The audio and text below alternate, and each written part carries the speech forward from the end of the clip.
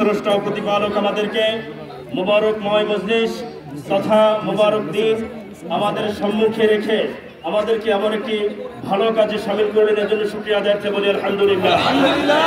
সম্মানিত উপস্থিতি, আপনারা সকলে অবগত আছেন বিশ্বের ভিতরে সব থেকে নিকৃষ্ট ধর্ম, নিকৃষ্ট মানুষ, নিকৃষ্ট জাতি ইহুদি জাতি, যাদেরকে আল্লাহ রাসূল সাল্লাল্লাহু আলাইহি ওয়াসাল্লাম থেকে লানত দেওয়া হয়েছিল, সেই ইহুদি জাতি বিশ্বের ভিতরে মাত্র 80 লক্ষ জাতির কারণে গোটা পৃথিবীতে 750 কোটি মানুষ আজকে অদৃষ্ট হয়ে গেছে। কি কথা ঠিক কিনা?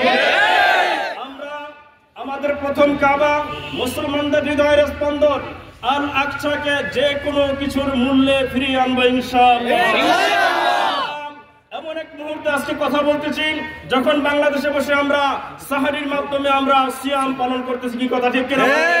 কিন্তু ফিলিস্তিনের মানুষ আজকে সাহারি না খেয়ে তারা অনার্গল রোজা রেখে যাচ্ছে। যারা সারা দিন রোজা রাখার পরে ইফতারিটুকু করবে এরকম সরঞ্জাম তাদের নাই। তাই আজকে বলতে চাই, এমন অবস্থায় আবারও দ্বিতীয়বার নির্লজ্জ বেহায়ার মতো কি জন্য তারা আবার হঠাৎ করে হামলা চালালো, এটা কখনোই আমরা মেনে নিতে পারছি না। কি কথা ঠিক কিনা?